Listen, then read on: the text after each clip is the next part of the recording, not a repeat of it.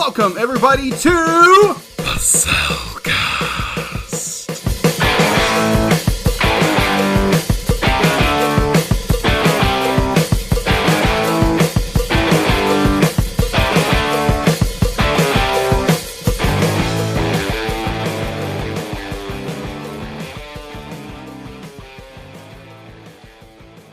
Hello and welcome to another episode of the Cellcast. Joining me this morning is a man who's probably fed up with me fighting this stupid computer for the past 3 or 4 weeks.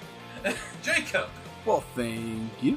And I would like to introduce our co-host, a man who is multi-talented and doesn't know what to do with the summer. Welcome, Drew. Thank you. Before we get too far into this, since this is the first episode since, let's just call it the issues, shall we? Yes. I want to apologize for us missing last week, and because technically it is my fault. I tried something with our recording method that didn't work. Get right down to it. It kind of worked, but it kind of didn't. Yeah. Well, you live, you learn, and you hopefully don't get the pins out of it. Yeah, we'll go with that. So, we are actually, this episode and the next two you will probably be hearing, we had to re-record, so, Yeah. For once, we are actually on schedule, I guess, technically. So in that case, take two. So how are you doing, Jacob? I'm doing very well. Very well. Yesterday was not a very good day. Latter of last year, I was actually diagnosed with mild depression, which is kind of a surprise in a way, but not really a surprise. That was this time last year? Yeah, Okay. Actually, the day of. Oh, okay. Yeah.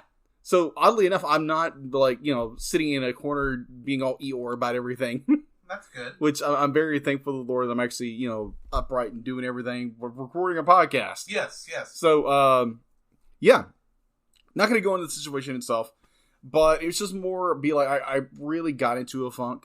And it really kind of just, it rocked my world. And just, I've had to kind of depend on the Lord for the Lord Jesus Christ for my strength and my comfort in a lot of ways.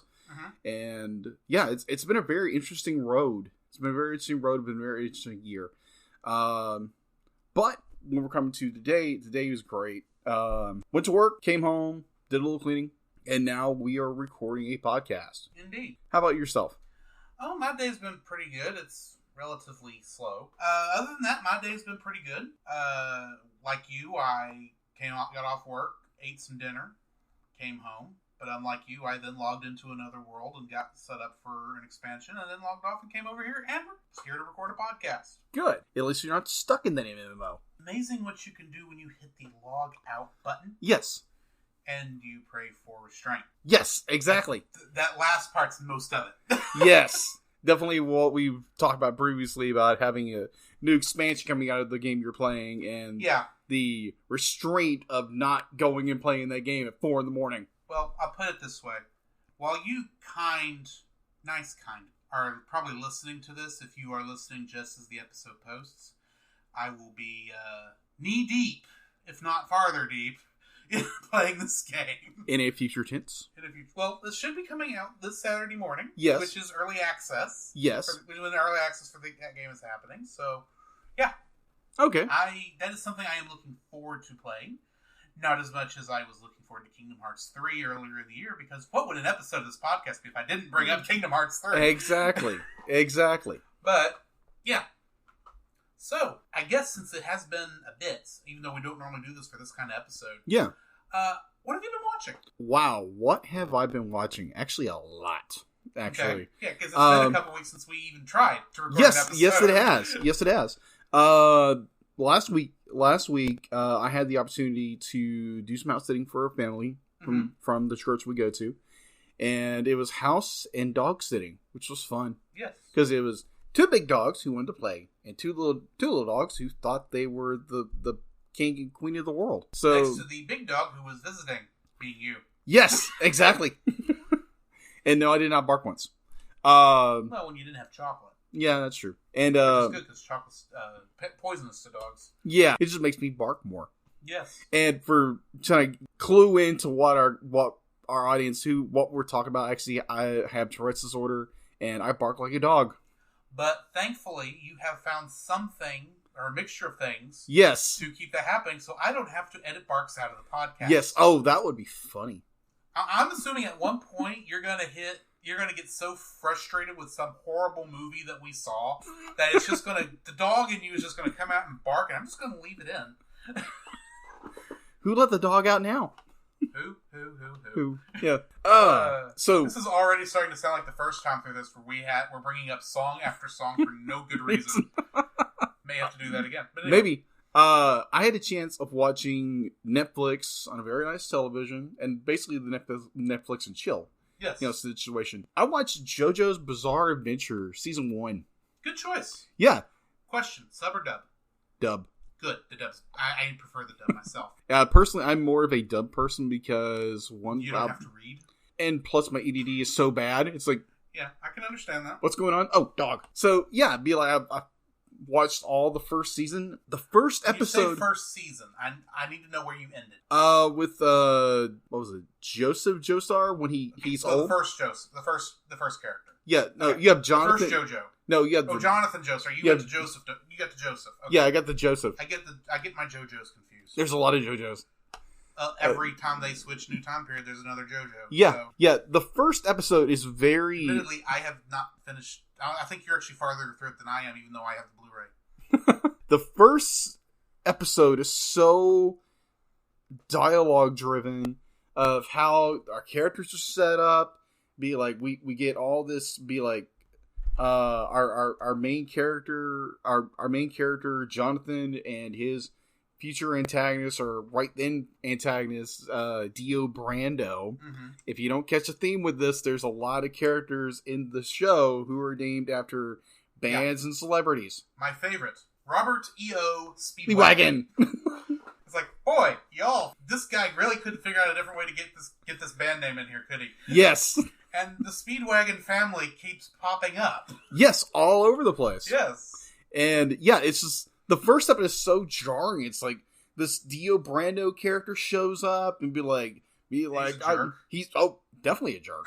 Beyond a jerk. Yes, he steals Jonathan's future wife's first kiss. And she wipes her. Yes. She You thought your first kiss would be with your love, Jonathan Joestar, but it was me, Dio. It is that show. The show is so over the top. That's why I love it. Yeah, obviously it's a shonen battle up series. Mm-hmm. And just everything is over the top, and you unlocked this inner power. Be like, you gave this person their power, and just like, okay, yeah, but you didn't even get to the part everybody loves because it supposedly gets good. Yeah. In the next season. Oh, okay. When they bring in the stands. Yeah, which I've heard of the stands. I've seen the stands and clips and everything. It was just really weird. Be like, did he decide? Be like, oh, I'm gonna go from this mystic power that's within a certain realm of people to stands. Yeah. But I don't know because, like I said, I've not even gotten as far as you have. I got to a point where it's like, well, I was watching it, loving it because I have the Blu-ray. Yeah. So I'm even watching it in nice high definition without any artifacting whatsoever. And I'm enjoying it. I'm getting into it. And then life got busy. Yeah. And I haven't gotten back to it since. And when I do start back, I'll have to start at least that second arc. Yeah. I'll start that. I won't have to go back to Jonathan, but I will have to rewatch most of what I've seen of Joseph so far. Yeah.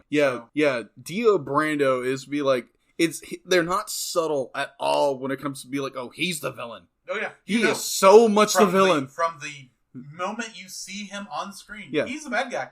And he's going to be the bad guy for eternity at this point. Apparently. He's behind everybody, by the way. Apparently. I enjoyed it. Billy, it was a very interesting watch, and I was like, oh, okay, I would definitely watch the second season. Now, here's the thing. That anime, I believe, started coming out in 2013. Yeah. I think is when that came out. But the manga predates Dragon Ball. Yeah, it's old. Yeah. So old and so popular in Japan that you have probably, in anime, you've probably seen references to JoJo's Bizarre Adventure without realizing it. Probably. Well, as far as I understand, this is the second attempt at doing JoJo. There was a series of OVAs that came out like in the 90s. Yeah.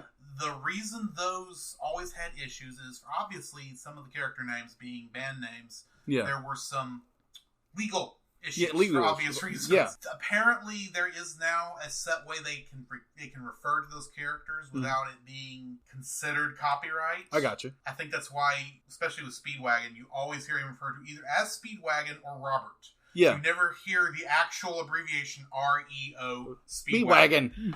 And you'll note sometimes characters who have first name, sometimes almost the character will be referred to by first name. Yeah. Or last name, never both. Yeah. Because that would be copyright. It would. But Yeah. That's an interesting show. It is. I agree. I also watched a few others that I quickly dropped. Like, I started watching Hunter x Hunter, which is another show. Yeah. And I was like, okay. That was a long one. Yeah, that's what I keep hearing. It's a long one. First, I watched the first episode, and a friend of the show, Sabrina, had recommended, you gotta watch Hunter x Hunter. It's so good. I think she did. But one of your many friends suggested it, yes, at the very least. Many friends who want to be like, yeah, you watch Hunter x Hunter. And I couldn't get past the fact that this little dude is so determined to become a hunter because his father had abandoned him at a very young age, left him to his aunt to go become a hunter.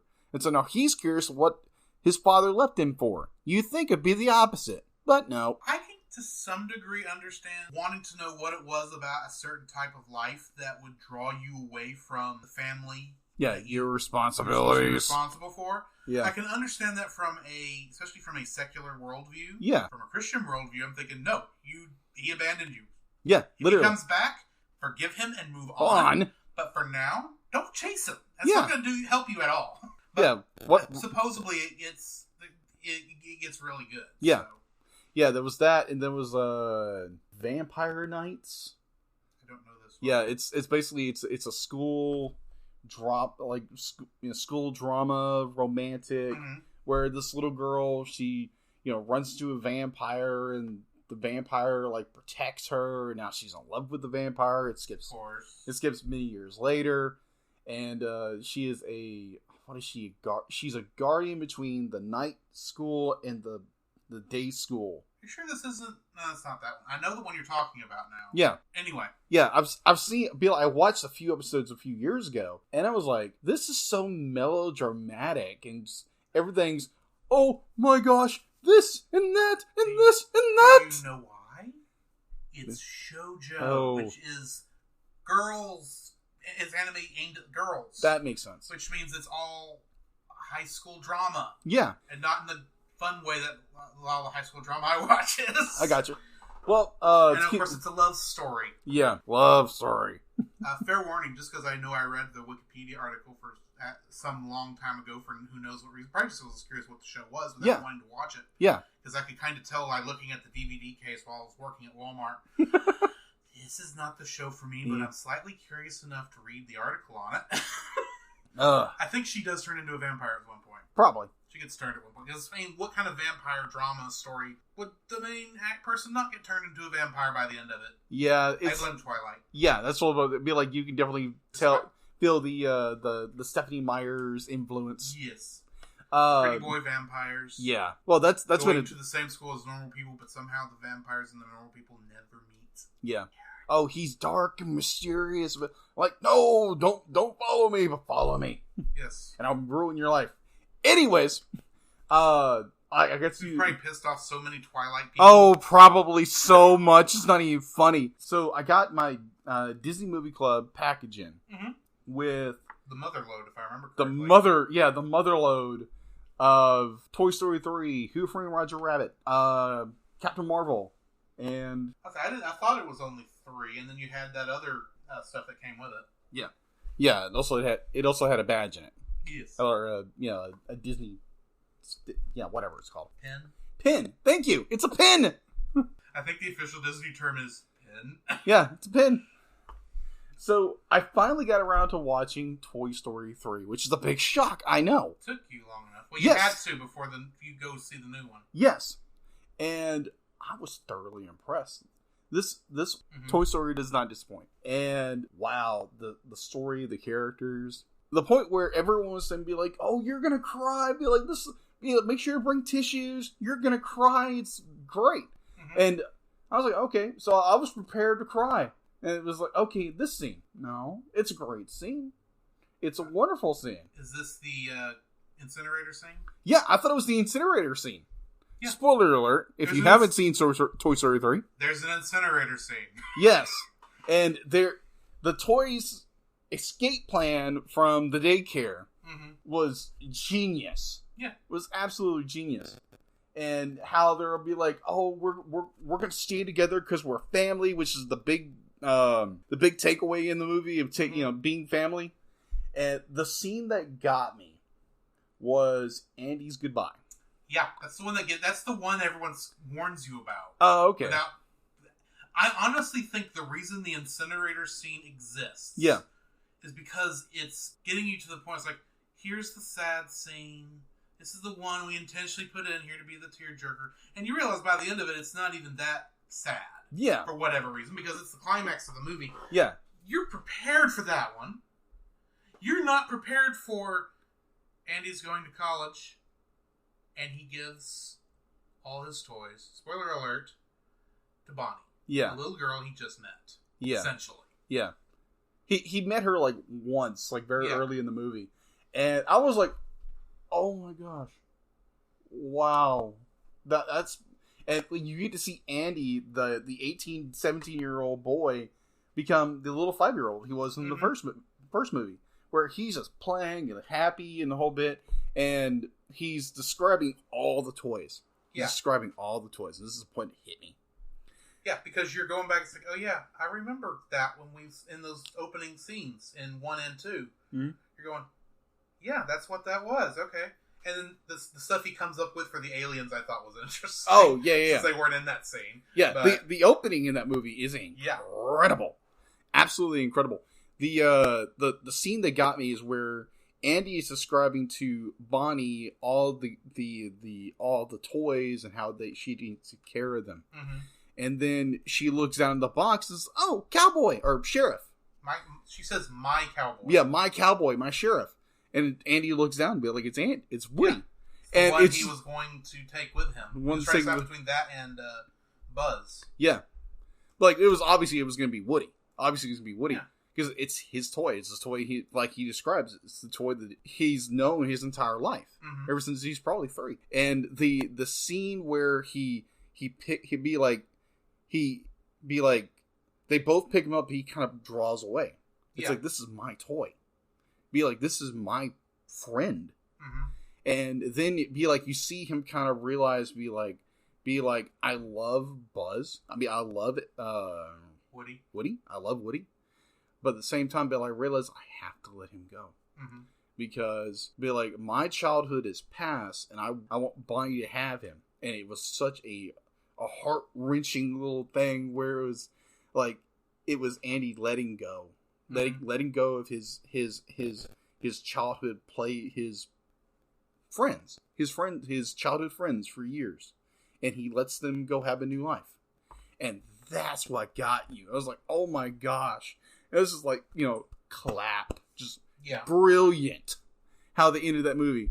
And what I keep hearing of Toy Story 4, it's really good. And plus they have a new director. There was a new director in 3 and a new director in 4. It is good, but I'll talk a little bit more about that when we get to what I've been watching. Okay.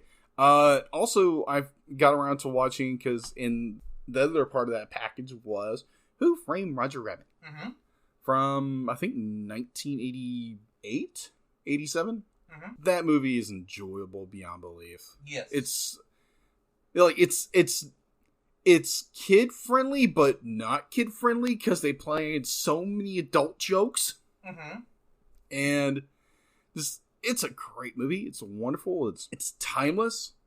And, I think one of the directors or one of the producers had said, it's this was the first time that Disney had actually gone back to... This is the first real movie that Disney, the new regime, after Katzenberg and all that guys came in. Mm-hmm. This was their first real, step into the animation rodeo, you might say. Right. And they didn't disappoint.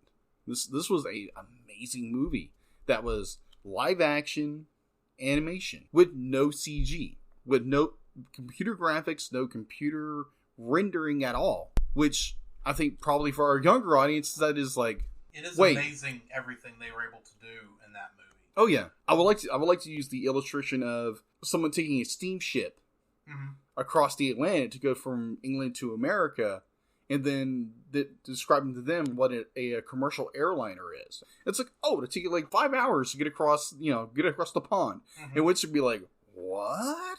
Yeah. That makes no sense. So to the younger generation, hand drawn animation, and do that by hand, no computers whatsoever, is kind of the same thing in a way. Yeah, especially, and we will definitely talk more about this when Who Framed Roger Rabbit comes up in the review, because we both want to do that one. Yes. I don't think it's on our roll list. No, it's not. Now, it's not yet, but it will be. It will be. It will be. One of the things I find interesting about Who Framed Roger Rabbit, as much as I love the animation, it's the fact that the animation affects the environment. Yeah. Keep in mind, those weasels, this is the thing that blows me out of the water. Yeah.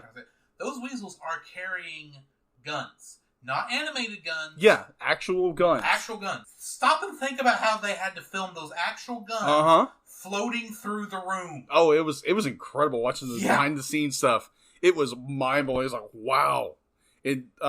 Robert Zemeckis he literally shot the movie like a noir film back in the 1930s, and then they shot for like 6 months. They spent the next year and a half doing animation. Yeah. So literally, they had puppets, they had marionettes, they had everything to do this. And there again, there was no CG. Absolutely none. It was all composite video. Yeah. Or composited video. Yeah, that's all it was. And just mind blowing how ILM was involved. I would say that was the end game, the Avengers Endgame of that era.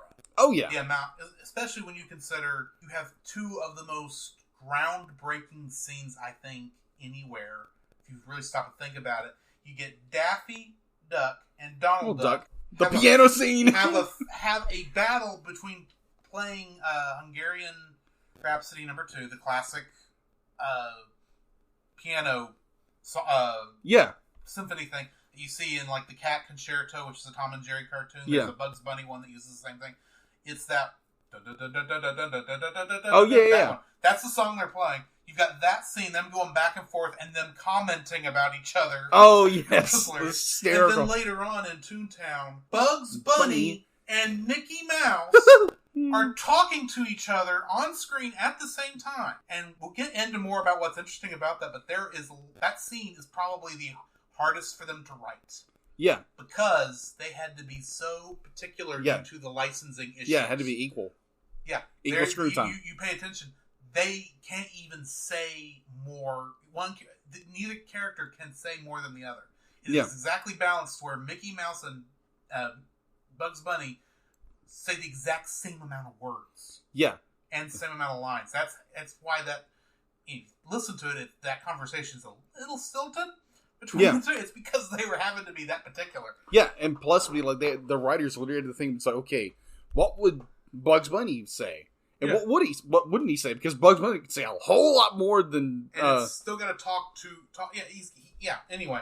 We'll get to that when we get to Roger Rabbit later on. But for now... What have you been watching? Yes. So, moving backwards, as you did, just this last Friday, an anime that I had only seen bits of and had seen the movies based on that I had heard are not as good. But the Netflix dub of Neon Genesis Evangelion I totally forgot about that. This is the first time I've watched the original show. Keeping in mind, it's not the original dub. Yes. Which I watched. Yes. I own. And from what I've heard, I did have watched a YouTube that compared lines from the Netflix versus the lines in the original ADV dub. And I'm going to say what is going to sound paramount to heresy to most Evangelion fans. I like the Netflix dub better. Okay. But... Fighting words! No, it's not that I don't understand why you would be attached to that dub. And I'm sure there is wording choices that are better in the original. But from an acting point of view... I believe that these characters exist better in the new dub than in the old dub. Okay. The only thing is I know they cut out, for whatever reason, the end credits song "Fly Me to the Moon." Gosh, for licensing reasons. I completely understand why he's there again. Be like they had to get the license. Licensing reason. Yeah, but it was like, man, that hurt. And apparently, that it hurt. only affects the versions outside of Japan, because Japan has the original song. Yeah, which stinks. Yes, but that's neither here nor there. Yeah, but I have been enjoying that. I'm slowly going through it. I've only gotten to the 4th episode. Oh, hang on. So I've got 2 more episodes till I pass where the first movie covered, I think. Yeah. You haven't even met Oscar yet. Which, from what I understand, is that's where the movie and the shows diverge. Yeah, they diverge. Well, so I'm almost technically it's like episode 16, but either ways. Anyway, I'm getting close to the point where it starts changing. Yeah. So we'll see how that goes. Also, also kind of like on a note in that, be a person who, their anime experience kind of includes Evangelion. And I own the box, I own the movies, I own the rebuilds. I love the ADV dub. I know some people they don't like it. Some people like the new one. I understand that. Mm-hmm. Just for me personally, I like the actor, the voice actor who did Shinji. Because I will grant you on that, because the first time I heard Shinji's voice in this version, I thought, that does not sound like a boy. Yeah, it's probably a woman. Probably. Oh, it is a woman. I have looked up the voice cast. That is definitely a woman playing that voice. But most of the time when you catch a voice actress who's playing a boy of that age, they at least do a better job of making it actually sound like a young boy and not a young girl. Yeah. Yeah, I feel like it was the cast in that show is kind of hit and miss for me. I like the father, which his name escapes me for the second. Gendo. I like his voice. It's almost like a mixed bag. The woman who does the voice for Misato. Mm-hmm. I prefer her voice from the original AD dub.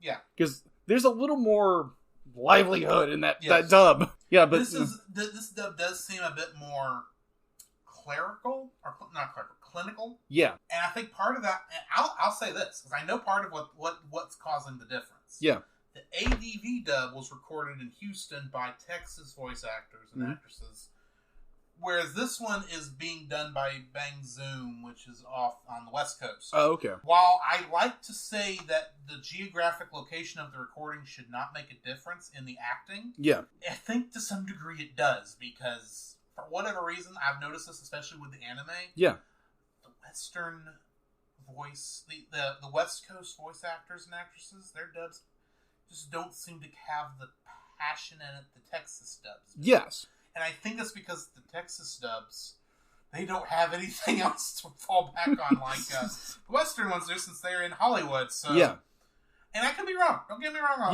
Don't get me wrong. I could be completely and utterly wrong. It's just that's kind of what it sounds like. Yeah. I have heard plenty of good West Coast dubs before. I just think this one almost feels like they polished it too much. Okay. That's honestly what it comes right down to. It feels like it was polished too much. And it doesn't help that technically the original ADV voice actors and actresses did try out for some of the roles. Some of the actors did get to go try out for some of those roles, and what sounds like they had the company in charge of the dub had no want to actually hire those people. So that is a bit of a stinker when it comes to the news. But anyway, I agree. Besides that, there was the you watch anime reviewers on YouTube. Yeah, and they're all jumping on the bandwagon. This is the worst thing that ever happened. Yeah. I hate that they changed it. Blah, blah, blah. Guys, it's just a show. As much as I love cartoons, animation, anime, at the end of the day, it's a stinking cartoon. Show. It is a show. Yeah. It's not going to kill you. But anyway. Anyways, what else do you watch? Also, I've been going through a bunch of anime over the course of the past, because whatever reason, I apparently just didn't catch some stuff. One thing I watched was a show called The Wise Man's Grandchild. Okay. It is what's known as an isekai. You're going to hear that term come up again later, but Okay. all that means is it's a type of Japanese show, I guess a genre, Yeah. where the main character wakes up in another world that seems to be fine-tuned to their capabilities, despite the fact that those capabilities made them awkward in our world. Oh, okay. And Yeah. now they're the greatest thing since sliced cheese. Oh, okay. In this case, Stuck in different world scenario. kind of, sort of. In a lot of cases, though, especially with the newer stuff, it requires the person to die and have to be reincarnated. Yes. In this case, I don't remember why he died. I know he did, though, because he woke up in the man he would eventually call his grandpa in his arms, and as a new person, he's essentially grew up again. Okay. But he remembers all of the stuff that he learned when he was on Earth, including physics and chemistry. This is a world with magic. Oh, yeah, I heard about this one. Grandfather, Yeah. the wise man in this case, was a great magician in this world. Yeah. To the point where he actually, out of respect, he's always called the wise man.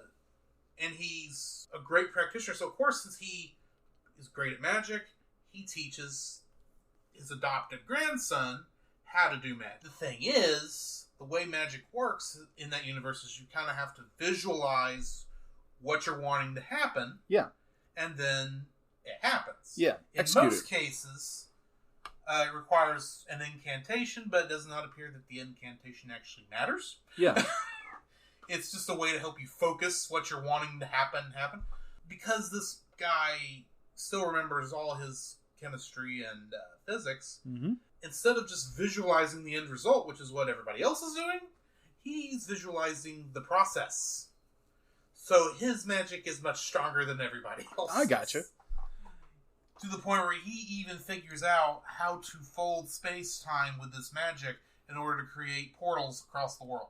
So he's Doctor Strange? Kinda, but also not. It's an interesting story because he's so strong. Yeah, he's OP. He's a bit OP. Since he kind of grew up, on Earth, he was a loner. And growing up with his grandfather on this other world, they were out in the country in the middle of nowhere, so he doesn't actually know many people. Oh, okay. And to some degree, his knowledge of Earth knowledge of how to do things on Earth was kind of reset, because apparently he has no idea about how money works. I don't know how that is a thing. Weird. But, and I don't mean he doesn't understand the currencies. It's like he never thought about spending money.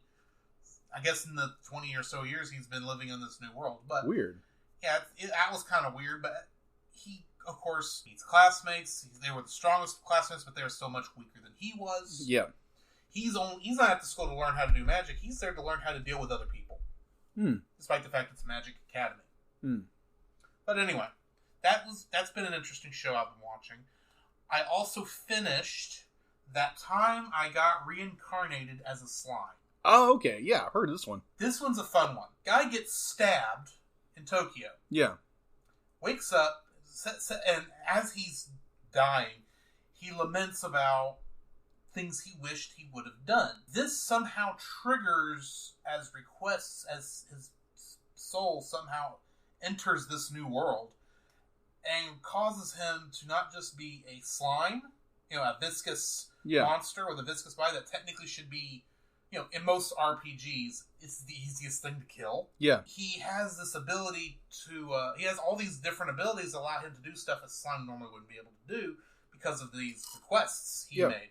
The thing is, he's not the only person who's come over from Japan or from Earth. Yeah. He's the only one that's been reincarnated because most everyone else has come over as a summon. One of these ends up being his love interest, is a young girl from Japan from World War II. Oh, okay. During the firebombs of Tokyo. Oh! She is presumed dead on our Earth for obvious reasons. Yeah.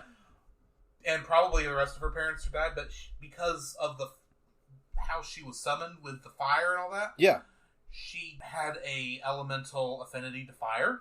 That makes sense. Came over.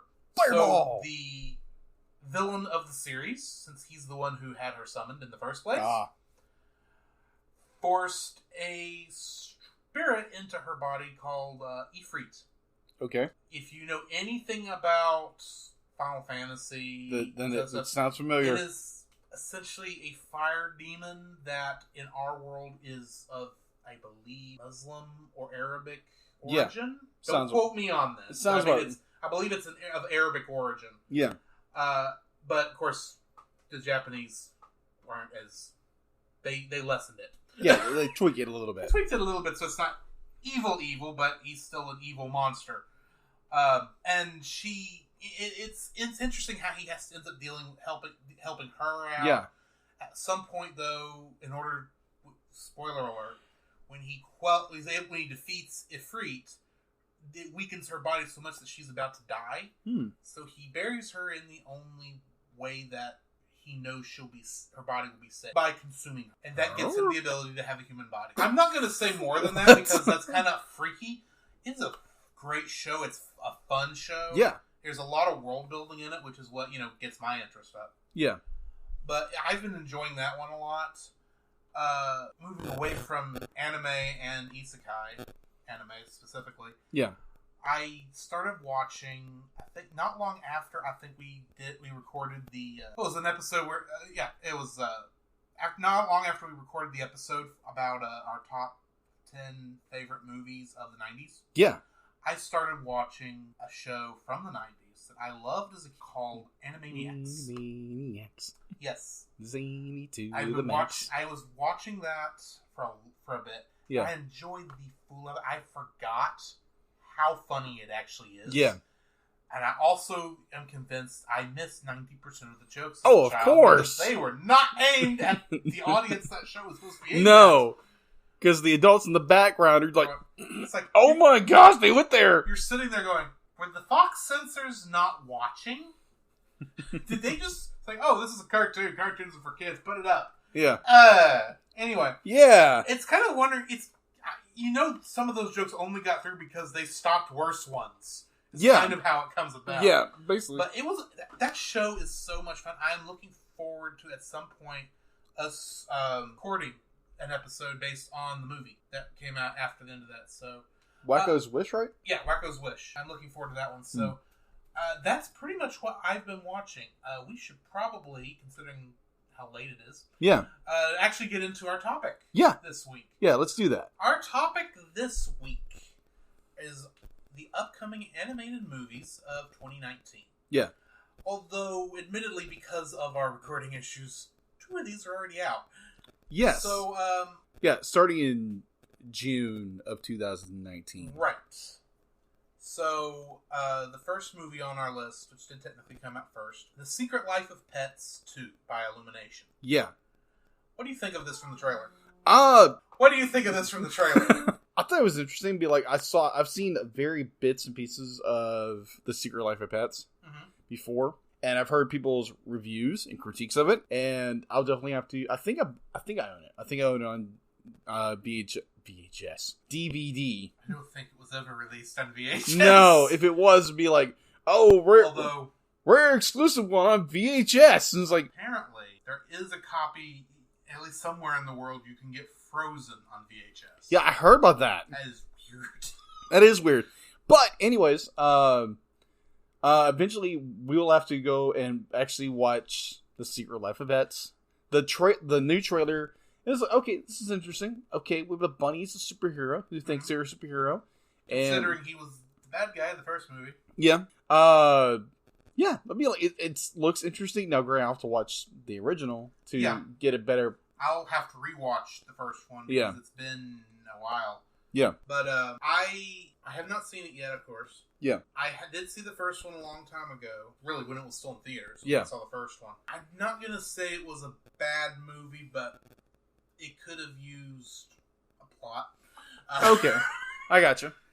Or at least a better plot. And it's not saying that it's bad, it's just it does what it sets out to do. It shows you what pets do when you're not around. Yeah. According to them. Kind of like Toy Story. Kind of. Speaking of Toy Story, I'm ready to move on to the next topic. Yeah. Segway! The next one on is Toy Story 4, which I have actually already seen. Ah. I got a chance to see this last week, and I didn't bring it up in what I've been seeing because I wanted to talk about it here. It is a good movie. Okay. But as you were going through your likes of Toy Story 3, you realize that Toy Story 4 kind of backtracks on a lot of the things you liked. Oh. On a couple things. I'm not going to get deep into it because I don't want to spoil anything. Oh, okay. But I will say this. I need to apologize to a man by the name of Don Shanahan over at everymoviehasAlesson.com because I was firmly against his negative review of the movie. I think I understand his point of view now that you brought this up. Okay. A little. So, Don, if you ever get around to listening to this, even though I know you don't listen to it right now, I'm sorry. So, basically, they retconned? Not really retcon, it's just they decided, I don't want to spoil it, but the way that movie, you kind of know how that movie's going to end at the beginning of the movie. And it's antithetical, to use a big word. Got it. To what Toy Story 3's, the way Toy Story 3 ended. Oh, okay. Gotcha. I don't want to get too far into it because, I mean, there is still some, it's still a good movie. Yeah. It's just, when you compare it to the rest of the franchise, it is the weakest. You are the weakest link. I'm going to say it's the weakest. Okay. So, bold. What did you think of the trailer, though? Of the multiple trailers to come out? Yes. I'm assuming we've watched the trailers on all these. Yeah, I watched most of them. The idea that they bring back, Bo Peep. They bring her back, and they explain why she's been gone. Okay. It was interesting the fact that Bonnie creates a toy out of a spork. Mm-hmm. And Forky. And I was very interested. It kind of harkens back to the way they play it in the trailers, at least, where Forky goes off by himself, and now the family has to go back and bring him back because they want to disappoint Bonnie. Or he doesn't go off by himself. He doesn't want to exist. Oh, okay. Which is kind of odd, well, for a kids movie, because it kind of sounds like he wants to commit suicide. Yeah, to some degree, but which we don't commit. Yeah, no, that is not what's going on because he's just wanting to throw himself away because he knows he's trash. Yeah. So maybe it's more he just knows he's trash, and you shouldn't want him to be depressed about his entire existence. Yeah. Well, along the same lines, I think as a child, like we always. I think kind of like in the Bonnie's way, we always kind of made up our kind of, but like if we didn't have a toy, we made it. But yeah, just and it's along those same veins. Be like, by the way, I do have a cold, so that's why I sound kind of froggy. All right, so the next movie on the docket is the next one I have is Frozen 2. Okay, I enjoyed seeing this trailer when I went to go see Toy Story 4, especially since I spent a little bit of extra money for Toy Story 4. On seeing it in IMAX. Ooh. I thought it'd be interesting that what is our world but blown up would be cool to see. But they showed this trailer in the IMAX trailer portion. If you remember my thoughts on Frozen 1, while I enjoyed the movie, it's not my favorite. Yeah.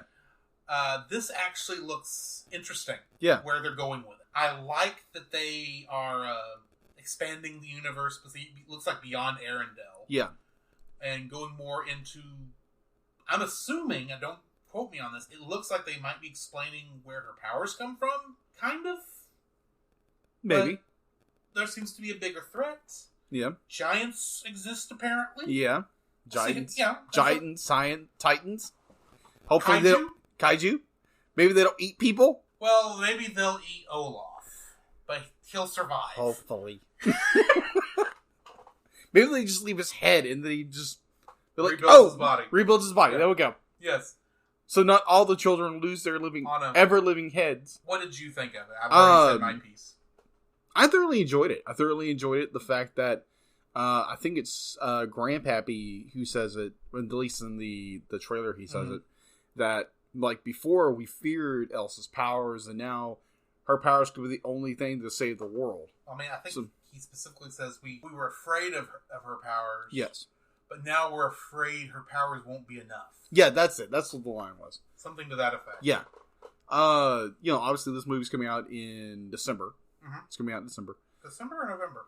November. I think it's November. November. You're right. It is November. December's full of too many other things. Yeah. Wait. And normally Disney puts out their winter show in November. Star Wars. Well, I wasn't referring to Star Wars. Normally their winter animated feature is in November. Yeah. When they put one out. Yeah. But I was intrigued. I was like, okay, so we get to meet like new characters. Mm-hmm. We haven't seen any yet.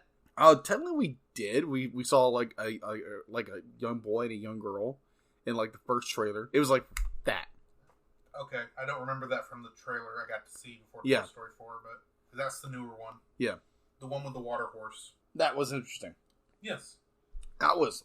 I mean, I'm wondering, since in Greek mythology, Poseidon made the horses. Yeah. If this is going to somehow dovetail into Hercules. Oh, that would be funny. That would be funny. Somehow. I don't know how you do it, but... Yeah. If James Woods shows up in this movie, I'm going to laugh. And you know he'd voice it too. Oh, yeah, he would. Because he voices Hades every time he shows up. And including... I wasn't going to bring up Kingdom Hearts again, but since you brought it up... Yes, I did. I was going to say, he even showed up in a Disney Channel original show called House of Mouse when Hades showed up, and he voiced him there. Yeah. But, anyway. Yeah. Yeah, just be like, I'm really looking forward to it. Now, Grant, I'm the knucklehead who wouldn't watch, paid 3 times to watch Frozen in theaters. So now you'll go and watch it 6 times. No, probably not. Probably not. That's, like, it was... It's one of those things that, like, okay, I watched it 3 times, but be like, am I really proud I really went and watched it 3 times? Not really. I only saw it once in theaters. Yeah. And that was before it caught fire. Yeah. Or win a flurry. Yes. Just remember, it was that winter. Yeah. That everywhere got snowed in. Thanks, Elsa. Yeah. It's like, that's a great marketing campaign on Disney's part. Freeze everybody in. Yeah. While Frozen 2 is airing. Anyway. Yeah, literally winter is coming. Thanks, Elsa. Yes. But, okay, Addams Family. What did you think? Dump. Okay. I've seen the trailer multiple times. Okay. Since we first brought this up on, I don't remember what episode we originally talked about that trailer coming out. Yeah. But, I believe when I talked about it then, I was saying, I was comparing it more to the movies that came out in the 90s. Yeah. More than the original show. I'm going to say now that they're taking equal influence. Okay. Because I was noticing the more times I saw this, as like, okay, I can see some of the thought process from the original television show. Yeah. From the 60s, yeah. Yeah. But I can also see the more darker gothic tone that you see in the Raul Julia movies. Mm-hmm. It could be interesting. I don't know. For all I know, they're actually taking more cues from the original comic strip. Okay. Which is where all that came from originally, if you didn't know. Didn't know that. Yeah, it didn't last long as a comic strip, but it exploded as a TV show and then became the movie, the animated TV show, and then the movie. Mm-hmm. And most people know it from the movies now. But I gotcha. It looks like it could be interesting. I'm still going to go see it. I'm not bouncing off the walls to go see it. Yeah. But it could be interesting. Yeah, I agree. I agree with all your points. And I'm looking forward to seeing it. With the person who grew up watching the cartoon back in the 90s and watching the 90s movie. See what kind of take they're going to use. Well, what kind of, is it truly the blend, or is it going to be, or we're going to go 90s, or we're going to go the old school TV show? I have a feeling it's going to lean more 90s. Yeah. Simply because I think, unfortunately, I think that's where most nostalgia is for that property. Just because I know how popular it was in the 90s, and let's face it, we're at the point now where they're playing on 90s kids nostalgia in movies right now. Yes. Because they've got to get that out before we all turn 40 and we're no longer cool. Yeah. We're no longer got the disposable income. But, anyway, it could be good. It could be. We'll see. It could be. So what's next? Next on the docket is Spies in Disguise. You brought this one up, so why don't you talk about it? Will Smith and Tom Holland. it seems like a fun little movie. It seems like a little fun little movie where, you know, Will Smith plays the coolest spy ever. It's just like he's just oozing with coolness of being, you know, the quote unquote knockoff James Bond 007. And it gets turned into a bird because his little friend, played by Tom Holland, is like, this is the ultimate disguise ever. Turn me back into a human. It's like, okay, so is it shenanigans of trying to get him to turn back to a human, or is he a bird going to try to act like a spy? I bet you anything that Tom Holland's character is using James Bond as a reference. Yeah. He's going to be Q. Yeah. He's got this great idea that he should, you know, if he's going to be if Will Smith's character is going to be a spy, he should be in the perfect camouflage, which is a bird. Because the birds are everywhere. Yeah. You don't think about them, especially because it's a pigeon to be specific. And I'm assuming New York City. Yeah. Because why wouldn't it take place there? Pigeons. But I have a feeling it's going to be like, well, we can't turn you back into a human for a week. Or however long it's needed appropriately for the drama of the movie. And that's when you'll turn immediately back. Usually probably right in the middle of the climax of the story. Probably. And it's probably going to, I don't know. We'll see.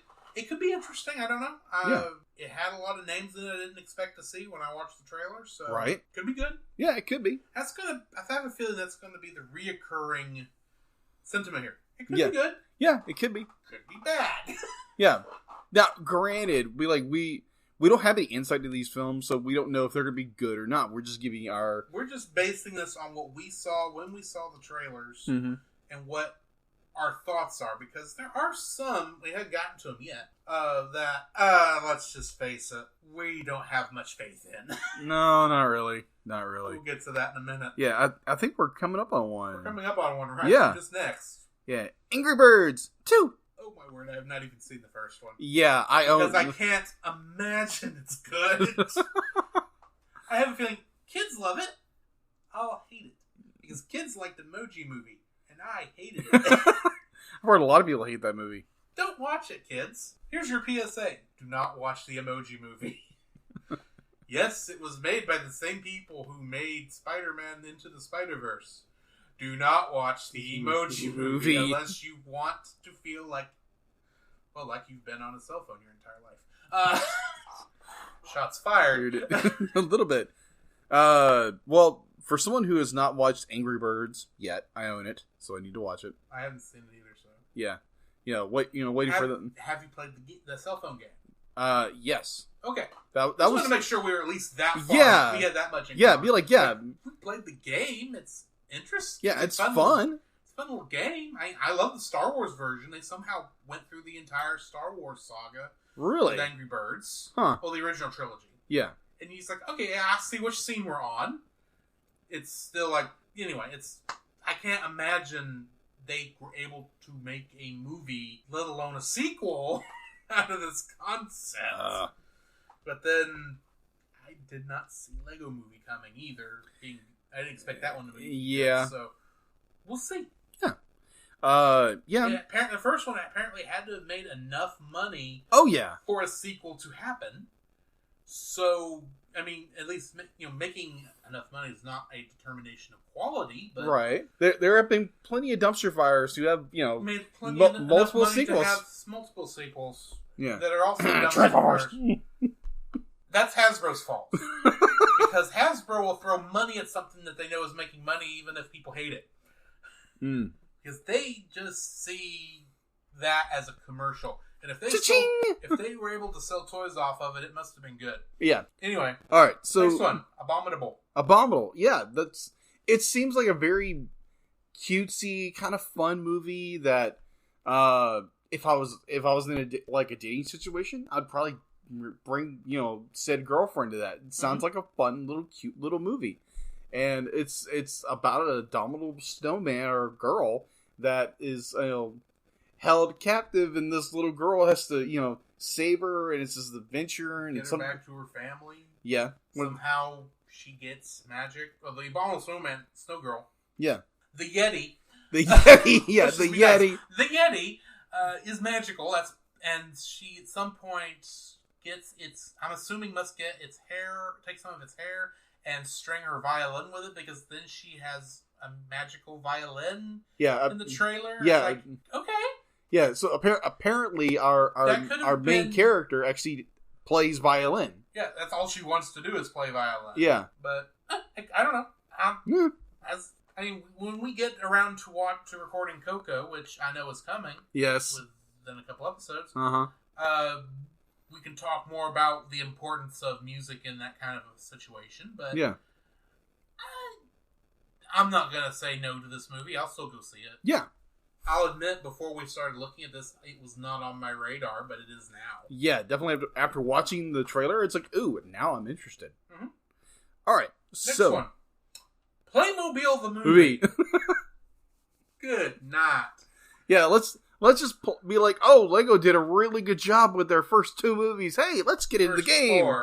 First 4. Lego movie. Oh yeah. Lego Batman movie. Yeah. Lego Ninjago movie. Lego Movie Part 2, the second part. Parts. Yes. 4 movies. 4 movies. It's all one franchise. That's how these universes work now. Wow. The one labeled Lego Movie 2 is the 4th movie. Yeah. Because why would things follow logic? Yeah, thanks, Marvel Cinematic Universe. Which I'm not blaming anybody for that. I'm going to say that the concept of the cinematic universe was going to happen whether Marvel did it or DC did it. Yeah. I'm blaming both. Yes, I agree. The fact that Marvel's is being more successful in the box office means nothing in this instance. Yeah. But anyway. The fact that we have a movie where a human gets turned into a Playmobil? Yeah. Interesting. 2 humans get turned into a Playmobil. One of them ends up being a Viking and gets captured, and the other one, and his mother that got turned into it, has to go save him. I think it's sister, actually. Sister would make more sense. I assumed it was mother. Yeah. Because she's old enough to be that kid's mother. Oh, okay. Looked old enough to be that kid's mother. I gotcha. But when Aunt May and Tom Holland from the MCU is your go-by. Yeah. Considering Aunt May only looks to be about maybe 5 years older than Spider-Man in that movie. Yeah. Well, the actress who got her play Aunt May was just like... Yeah, you had to have somebody for Tony to hit on. Yeah, exactly. That's what it comes down to. That's why she's that young. So much younger than her comic book counterpart. Yeah, just a bit. Anyway. Yeah. Off that tangent. Yeah. So. Playmobil. I think the fact that we've run off so many tangents trying to talk about the Playmobil movie kind of tells you what our thoughts are. Yeah. I'm still going to go see it because, let's face it, I love a movie so bad it's fun. I have a feeling that's what this is going to be. That's the kind of vibe I'm getting off of it. It could be so bad it's a travesty. Yeah. But we'll see. Or so bad it's actually kind of good. Could go either way. Yeah, could go either way. Kind of like this movie on the next doc. No, this one's going to be trash. Okay. And I'm going to say it's trash because when we did our research on this movie, it's apparently tried to come out, 3 other times? Yeah. And something has caused it to not happen? Yeah. Which tells me this movie, if it comes out, must be... Yeah. But for those of you who don't know what we're talking about, I'm going to tell you the name, and you still won't know what we're talking about. Yeah. Red Shoes and the Seven Dwarfs. Good golly, Miss Molly, this looks like garbage. And like I said earlier, it could be good. It just looks like... It's already controversial. Yes, it is. And as a fat person, can I just say, it doesn't bother me at all. Yeah. But anyway, it's about a young woman who accidentally takes a witch's shoes, and these shoes were designed to make the witch look beautiful. Yeah. So when the girl puts them on, then she turns from being a fat girl into a bombshell. And apparently there are gnomes? Yeah. Not really dwarves, but... They're more gnomes than anything. Gnomes. Allegedly. That are somehow affected by this spell. Yeah, either they're formerly princes who got turned into gnomes or trolls or whatever. I don't know. This looks like it was made in the vein of Happily Never After, if you remember those 2 movies. Vaguely. Yeah, there's a reason you vaguely remember them. Yeah. Trust me, I only watched the first one, because the first one I think was the only one that actually made it to theaters. And I remember it looked like it would. I remember I didn't watch it in theaters, but I do remember renting it. I remember seeing commercials for it and thinking, no, this is bad. I know why nobody in this movie lived happily ever after. It's because they were all horrible people. The movie was not good. Okay. In my opinion. I'm sure other people have different opinions, but I didn't like it. And this feels like it's in that same vein. Gotcha. Another example of what I'm thinking of is Hoodwink. Oh, okay. That's a little bit more well known. Yeah. I'm trying to remember that one. I honestly try. I'd be like, it's that's right. A that's detective right. trying to figure out what happened during the Red Riding Hood. Yeah, that's thing. right. Yeah. And each person has a different version of the story, and somehow the three little pigs are involved. I think because the big bad wolf is both their enemy and Red Riding Hood's enemy. I don't remember. It was so stupid. Okay. We'll record an episode on it just because we can. Yeah. Just because at some point we both need to review something we hate. Yeah. But anyway. We'll make a month out of it. Yes. Obviously bad movies. Yeah. And last but not least. And I will point out that we don't actually have a release date for Red Shoes or this next one. Yeah. Shaun the Sheep Farmageddon. Mm-hmm. At the same time, I also don't believe... We actually do have a British release date. We don't have an American release date, so it may not even be coming out over here. Yeah. Not till the Blu-ray comes out, maybe. Yeah. I do remember seeing Shaun the Sheep. I think there was a TV show. Yeah. And I vaguely remember seeing it. It's made by Aardman Entertainment, yes. The people behind Wallace and Gromit and Chicken Run, which we'll talk about that in a later episode, I'm sure. Mm-hmm. It could be, like we said before, it could be good, it could be bad. The thing is, with this one, we almost know nothing about it. Yeah. It's an unknown quantity, other than it's based on Shaun the Sheep. Yeah, that's it. And I vaguely remember that show. Same here. Very, very... It's like, okay, so apparently a small, what you understand in the story is where Shaun the Sheep, be like him and his sheep brothers and sisters, are at a farm, and... Like you do. And apparently, like, the wife of the couple is, we can ramp up production by making pies. This is the plot to Chicken Run. Sounds like it. Except it's chickens and not sheep that they're wanting to turn into meat pies. Yeah, that's what it sounds. I mean, either I'm getting... I'm hoping you're confusing, because I probably am. I would hate to think they were rehashing that story. But anyway. Yeah. Now, for some reason, I keep thinking there is another movie coming out. I did think of one that is not on our list that I remember when we first tried to record this episode, we talked about. Okay. The quote-unquote live-action version of The Lion King. Oh, yeah, that's right. And we say quote-unquote because there's no humans in this movie. Yeah. Now, obviously, they did use some live action references. The animals are live action, but they have been heavily digitized. Yeah. The background elements, for the most part, are live action. Yeah, they're basically live action plays. Face it, if you know the movie of The Lion King, there's no way you could do this in live action without it being heavily animated. Yeah, you're not to the point where I remember when I was looking up movies for the list, that actually had The Lion King as an animated movie. Yeah, same here. So yeah. Plus, anyway. I don't think in real life you're not going to get a meerkat sitting on top of a warthog. Not unless they're both heavily trained. Yeah, exactly, and they could be, but at the could same time, be. I have a feeling that was a composite shot I saw in that trailer. Yeah. You never know. And plus, be like, hey, it's animated, so yeah it counts. And if you from what I understand, the soundtrack, it hasn't released yet, but the track list has come out. Yeah. Every song is returning. Plus, they added 3 other songs. Yeah, probably. One of them was a cut song from the original movie. Okay. That is used in the Broadway show. Okay. And the other 2, one is a Beyonce original song that is still listed as to be announced on the listing. And because she's playing Nala. Yeah. So obviously it's the song Nala's going to sing, probably. Okay. And then, can't remember who the other guy is. It's got an original song. Anyway, somebody else has an original song that it listed that's new. Okay. I don't remember who he is. Yeah, it's kind of like Elton John, when he Elton John. Elton John. He did write a new song for this. But one of the actors is performing it, and I remember it being a big name voice, so I don't remember who it is right now. I'm really looking forward to this movie. I really am. Being someone who wouldn't watch The Lion King in theaters, and just phenomenal movie. I enjoy it. My father enjoys it. My dad enjoys The Lion King.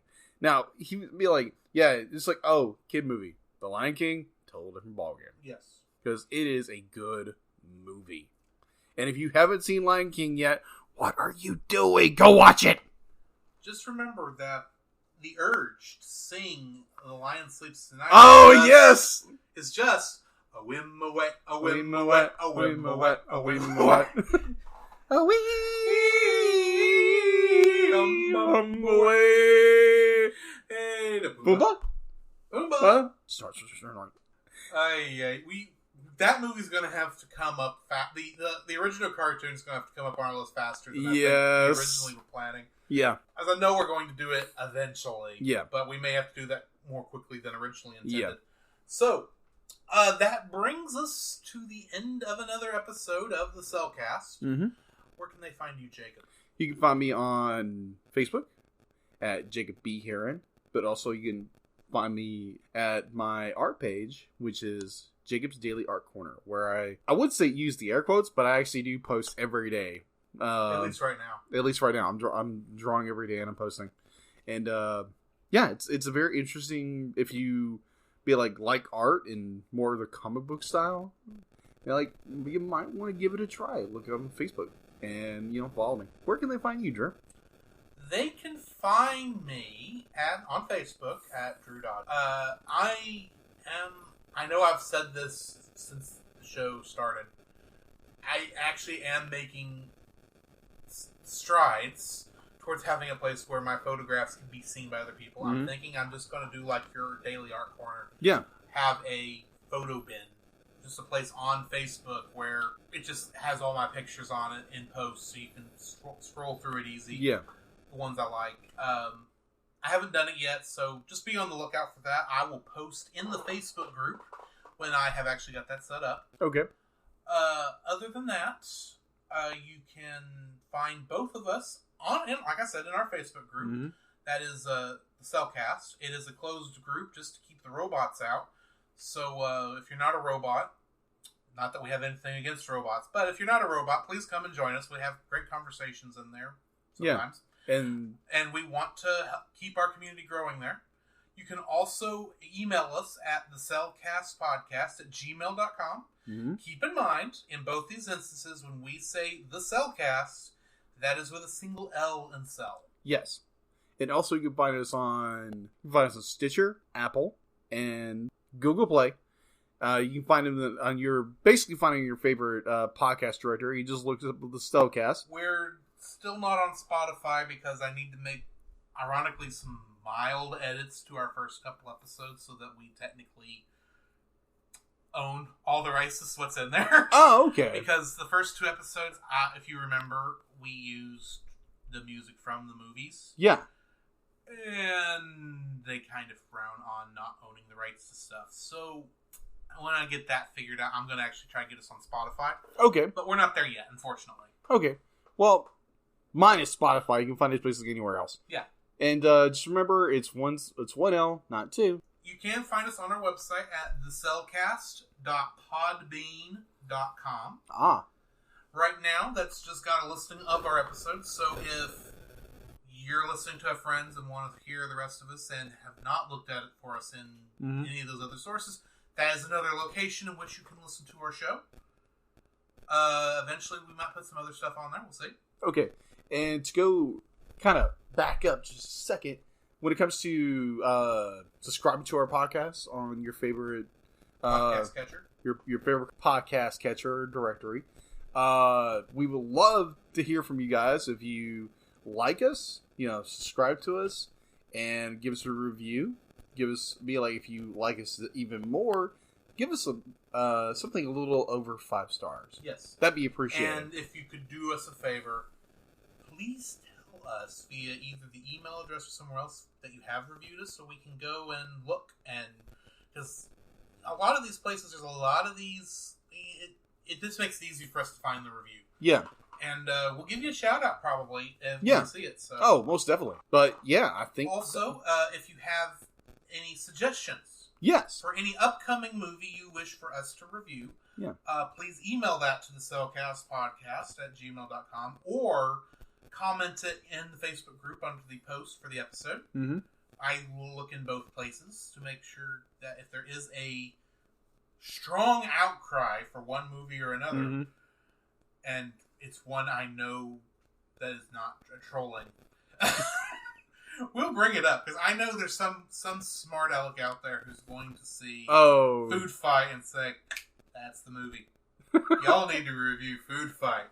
No, we don't. New. Not till April 1st. At least.